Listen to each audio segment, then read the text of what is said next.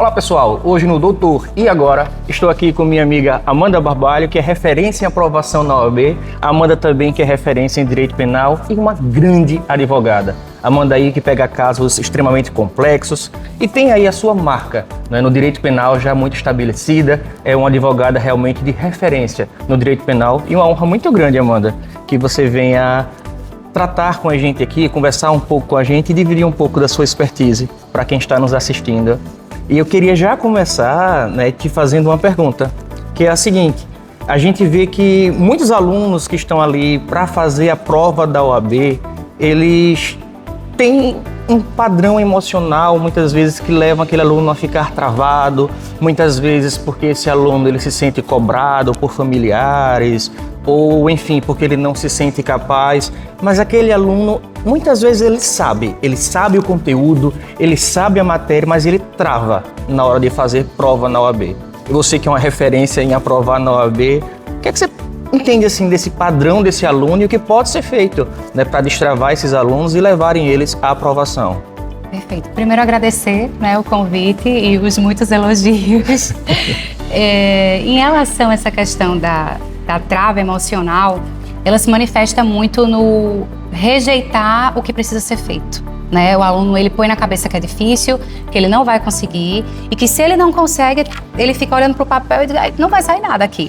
Então, o processo de destravar o aluno, ele começa com fazer tarefas simples, né? Então, a gente começa a soltar esse aluno com, olha, você não precisa fazer logo uma peça.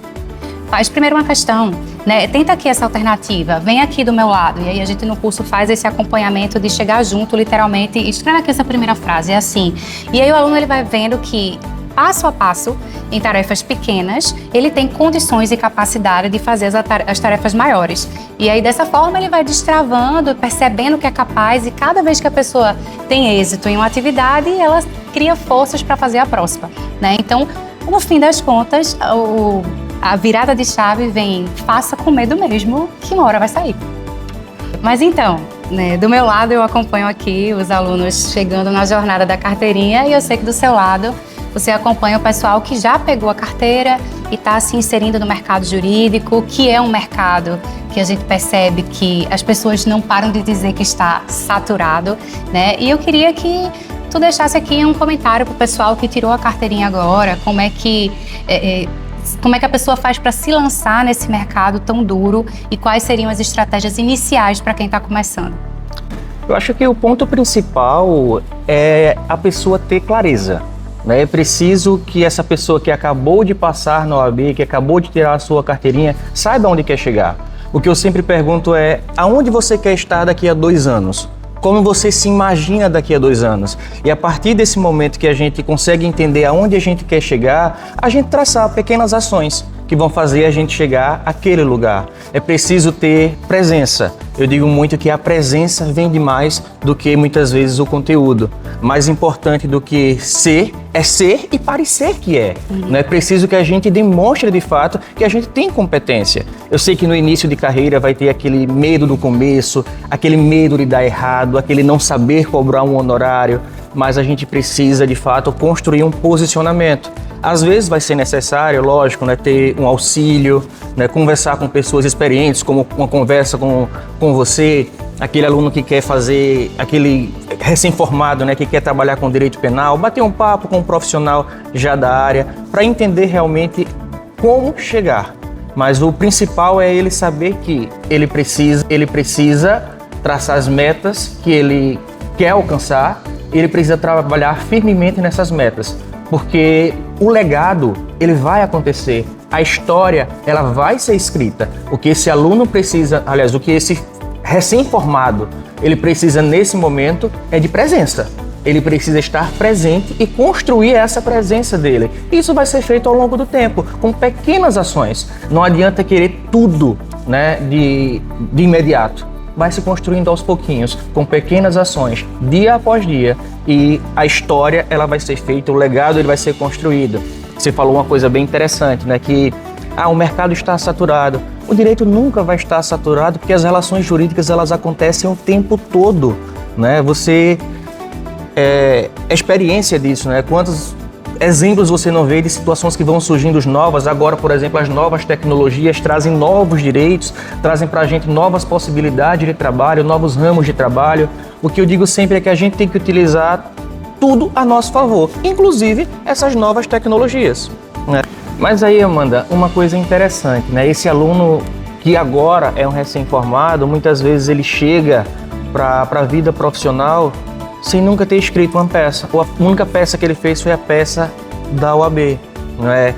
Ou muitas vezes aquele aluno ele passa na primeira fase e aí ele nem chegou a ser profissional, porque ele passa na primeira fase, mas ele não consegue chegar na segunda porque ele nunca fez uma peça, não é? Então, na graduação não foi trabalhada a parte prática, esse aluno não teve contato com a parte prática. Então, ele conhece o código, ele conhece a lei, mas ele não sabe transformar aquilo numa peça processual. E qual dica você dá para essa pessoa que tem dificuldade na escrita, em pegar aquele conteúdo que ele sabe e colocar numa peça processual, para aquela pessoa que quer de repente destravar isso para ser aprovado na OAB, ou de repente ela quer destravar isso para que ela tenha um sucesso profissional? Esse é um ponto bem crítico, né? Acho que a maioria dos alunos que chegam para mim chegam com essa queixa, principalmente em relação ao direito penal, porque não é tão comum a gente ter opção, variedade de estágio nessa área. Então, o pessoal vem da faculdade muito verde na parte prática, né? Mas se a gente for pensar na peça que você precisa escrever para a prova da OAB e a peça que você precisa escrever para a sua vida profissional, elas são muito diferentes, né? E isso, de certa forma, é um conforto para quem vai fazer a segunda fase. Porque, na verdade, o que você precisa entregar na segunda fase é uma redação adequada ao que aquela banca examinadora exige.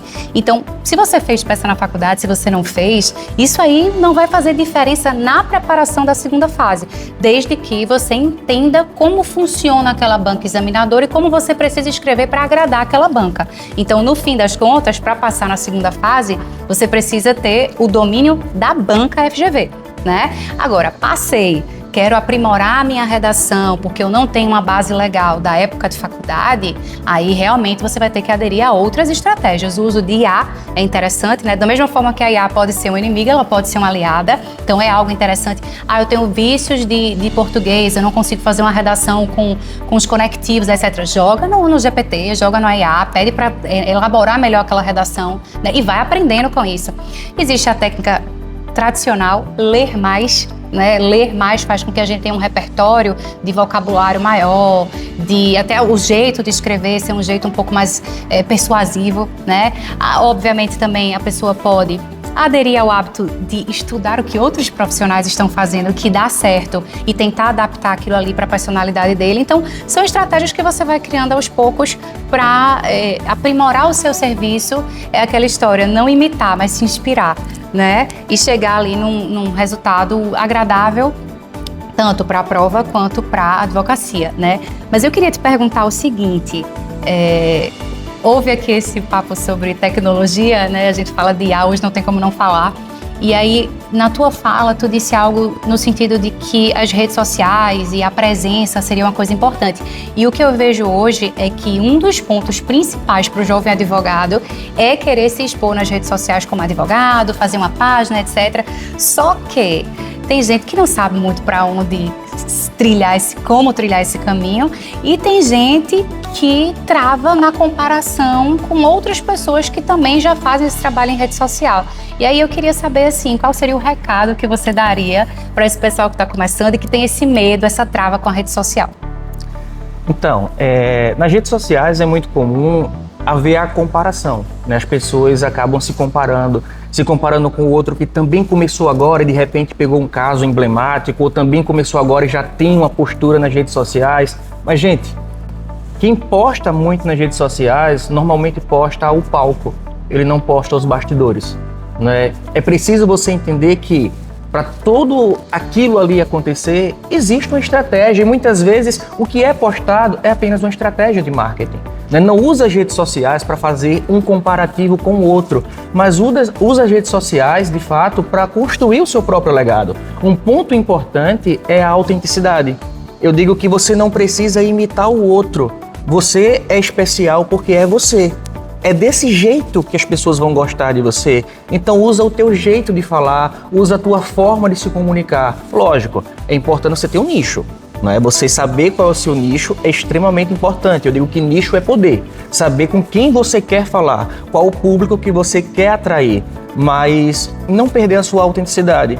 Outra coisa também que eu digo muito ao aluno recém-formado, né, que muitas vezes busca falar difícil, acha que falar sobre direito é falar difícil, é buscar palavras rebuscadas. E, gente, falar difícil, falar em latim, né, usar esses latinismos muitas vezes é brega, tá? Não é elegante, não é sinal de inteligência, é sinal de coisas ultrapassadas, né?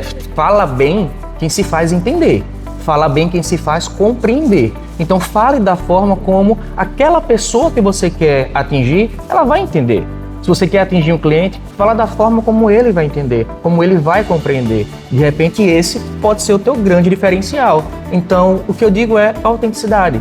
Seja autêntico, né? E saiba qual nicho, aonde você quer atingir.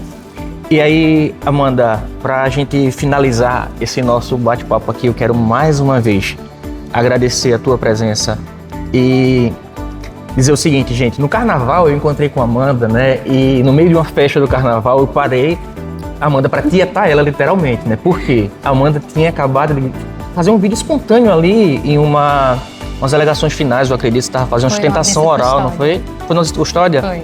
Então, assim, a explanação que a Amanda fez, a segurança da fala, a eloquência de Amanda foi fundamental e aquele vídeo dela viralizou. E era só uma fala dela numa audiência, né? Só que a forma como a Amanda se portou, como ela tinha domínio do caso, aquilo ali fez, né, que virou um viral realmente. E se eu já admirava a Amanda, eu fiquei, sabe, mostrando todo mundo no celular, ó, é minha amiga, sabe? Porque a Amanda realmente surpreende a gente por essa segurança e esse posicionamento. Então eu queria, Amanda, que você deixasse sua mensagem para quem está nos ouvindo aqui, né, sobre a importância de ter essa segurança na fala, de se preparar, de saber sobre o que está falando, né? Porque, por exemplo, eu vejo a Amanda, quando ela vai defender um caso, por exemplo, que eu digo, Amanda, a gente pode fazer um aulão tal dia, ela diz, ó, eu estou estudando um caso que ele é bem complexo. A Amanda se debruça para estudar o caso. A Amanda se debruça para entender, para poder falar sobre. E qual a importância dessa preparação, Amanda, que você vê assim, para esse grande diferencial que você é, e essa grande marca que é Amanda Barbalha? Fiquei um pouco constrangida. Então, eu acho que a preparação é tudo, assim. O bastidor, ele é essencial para o palco ser de sucesso, né? Eu não tenho como nem me sentir segura se eu não tiver domínio sobre o que eu tô falando, e essa insegurança, se ela existir, ela vai transparecer em algum momento na minha fala, ou eu posso ser perguntada de alguma coisa e não, né, nessa insegurança eu travar, esquecer. Então, eu acho que o preparo, a primeira importância dele é te fazer se sentir seguro. Vai além do eu saber o processo, saber me faz me sentir seguro, né? E, por óbvio, qualquer outra artimanha que for feita por outra parte, eu vou ter domínio do que tem ali nos autos para poder rebater, para poder argumentar. Mas eu acho que isso traz, acima de tudo, credibilidade. É algo que eu realmente, assim, a gente que ensina, a gente que está nessa carreira de ter contato com pessoas que estão começando, a gente sente uma responsabilidade muito grande do exemplo que a gente vai dar, né? E isso é algo que eu me preocupo muito. Então, a questão do preparo é uma mensagem que eu entendo que é importante e é uma mensagem que eu quero passar. Então, se eu quero passar essa mensagem, eu preciso viver isso primeiro, né? Então, eu diria que o grande recado é estudem, sabe? Parece bobo, parece que, mas todo mundo diz isso, mas é porque realmente, pelo menos falando por mim, foi o estudo que me trouxe até onde eu tô hoje, né? Eu não tive nenhum tipo de peixe, como a gente chama, de facilitador na minha vida, sempre foi dedicação, estudar e ter compromisso com o que eu tô fazendo. Pode ser um vídeo para o Instagram, mas se eu vou me propor a falar de um processo, esse processo é real, e eu vou falar sobre isso, então eu tenho que estudar. Eu não vou fazer de qualquer jeito só porque é para o Instagram. Então eu acho que esse olhar com seriedade para toda a atividade, toda a tarefa que é posta, faz com que você vá executando as tarefas de uma maneira melhor e, por consequência, você vai ganhando credibilidade e isso vai fluindo, né? Esse ciclo vai fluindo. Então é isso, estudem, se preparem, se dediquem, porque a preparação traz segurança e a segurança, ela vai trazer reconhecimento, né? E, por óbvio, também, gente, exercitem, tá? Quando eu digo estudar, não é só estar lendo ali o processo. Se tem dificuldade com a fala, tem que praticar, vai ensaiar no espelho, chama a avó, o periquito, o papagaio, o cachorro em casa, pra ficar dando palestra pro cachorro até o negócio funcionar, né? Até sair, porque a prática leva à perfeição, né?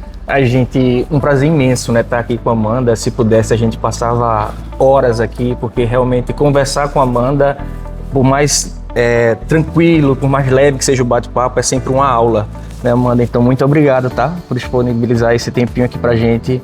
Foi realmente muito engrandecedor. E aproveita que as pessoas querem seguir a Amanda no Instagram, né, o arroba é... Amanda Barbalho Prof. Pronto. Pode seguir lá e se tiver dúvida, caso jurídico que vocês quiserem que eu comente, pede lá no direct que eu vejo se dá para analisar os autos direitinho e fazer algum comentário ou responder alguma dúvida de vocês. E, Antônio, muito obrigada, né, pelo convite, pelo papo. Eu acho que a gente sempre tem muito que aprender, né, um com o outro. E essa soma também traz aprendizado para outras pessoas. Então, de fato, muito obrigada por essa conversa e pelo convite hoje, por tudo, né? Foi uma experiência muito legal. Obrigado, Amanda. A gratidão é toda minha. E, gente, quando eu quero me manter atualizado sobre direito penal, são nos stories de Amanda, tá? A Amanda sempre está lá comentando as novidades, alteração legislativa, casos concretos, situações das aulas dela, sempre está trazendo inovações e coisas que somam muito, né, para a atividade profissional, inclusive daquele que não milita no direito penal como eu, tá? Então, se você quer se manter atualizado, segue lá, @Amanda Barbalho Prof, tá bom? Um grande abraço e, Amanda, mais uma vez, muito obrigado. Obrigada.